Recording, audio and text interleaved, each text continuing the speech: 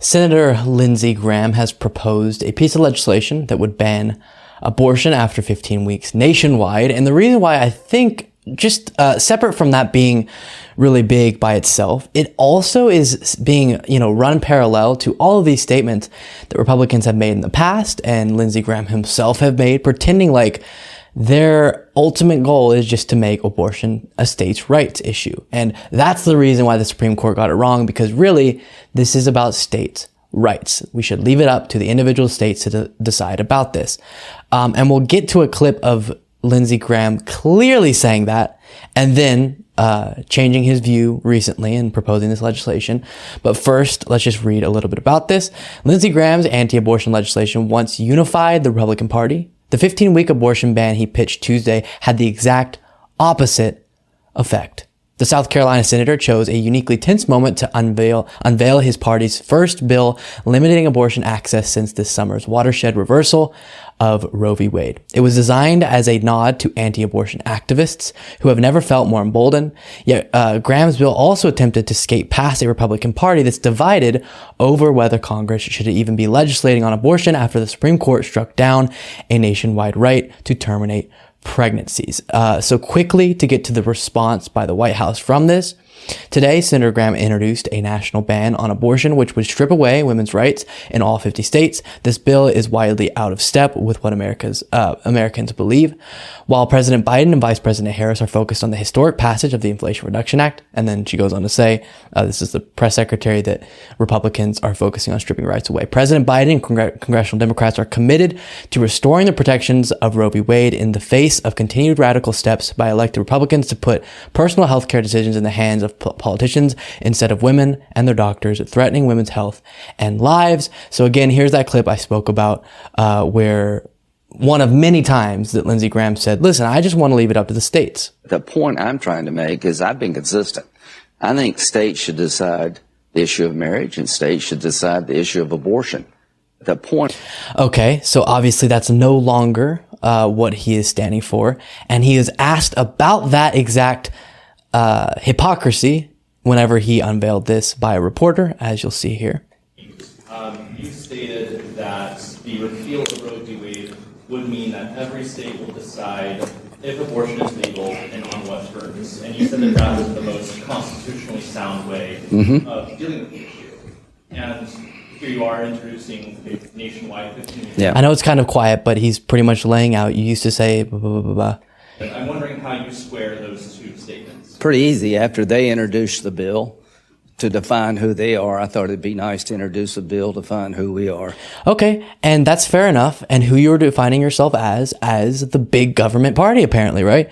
You want the big brother government to come in and tell women across the country, not just leave it to the states, but tell women across the country what they're supposed to do, right? And so to get into why this matters, I think a lot of people who are maybe in between pro-life and pro-choice, they're kind of, I don't like the Republican Party's actions, but then 15 weeks, maybe that sounds okay. You have to understand that most abortions happen extremely early in the pregnancy.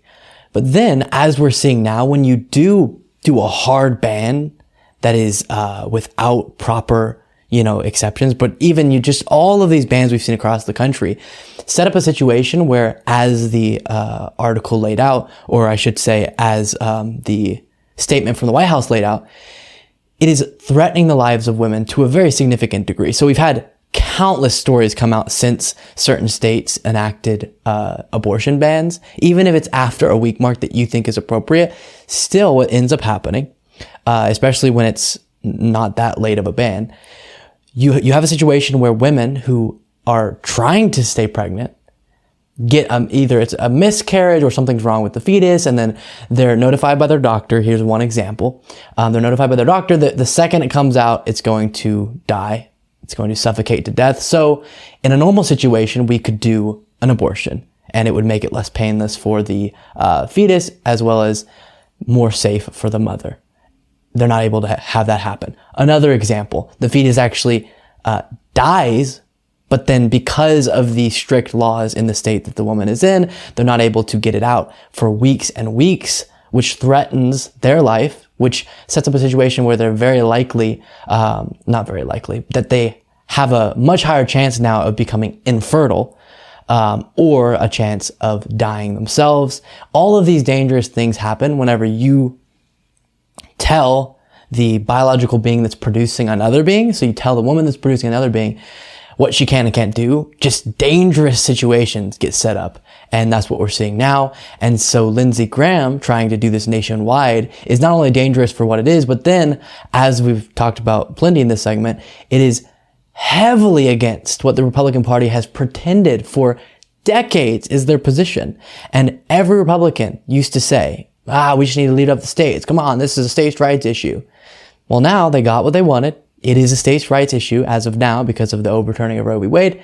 And that wasn't enough. And we should expect that, but it's another reminder that we can't take what they say at face value on most of these things. And we can't sometimes be okay with a compromise because most likely they're not going to stick to that compromise. Now, of course, that's not all of the time. Sometimes it's great to compromise, but on issues like this, when we have a strong, important, significant position on this issue, taking them at face value that, listen, we're not going to try to do any more than just this, is not an effective strategy, because we see what we're seeing now, which is that that's not at all their ultimate goal. And Lindsey Graham does want, if Republicans got back in power, to ban abortion nationwide, which would be significantly tragic, because the only saving grace, if you want to say that, or the only way that women are able to get the help they need in these states that have super strict laws is to go to other states that are blue states. So if it was banned, which I don't think it would be because even the Republican Party isn't completely on board with this, but let's say it was, they wouldn't have anywhere to go, and you would literally cost thousands of women's lives because of it. So important stuff, and I don't think it has a chance of going anywhere, luckily, but a massive, horrible virtue signal from Lindsey Graham.